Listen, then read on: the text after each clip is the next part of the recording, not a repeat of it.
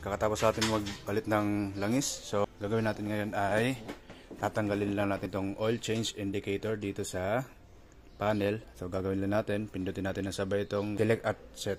Okay, sabay. Yan.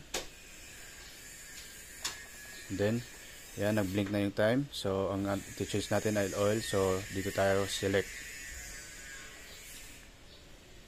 Yan. So, yun, nag-click na yung oil change. So, yun si-select natin. Yan. Tapos, set natin yung interval. Kung gusto nyo ng 1.5, o, tignan mo, para makita nyo. Ayan.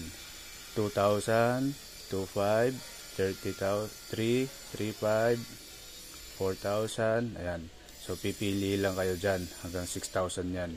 So, tayo, pipiliin natin ay 1,500. 1,500 ulit na odo. Papalit ulit ako ng langis. So, set lang natin yan. Yan. So, tapos, ang susunod natin gagawin, patayin lang natin ng ignition and then lulong press lang itong set button tapos bubuksan. Yan. O, yun. Nawala na ang oil change indicator. So, ganun lang kadali, guys. Bye.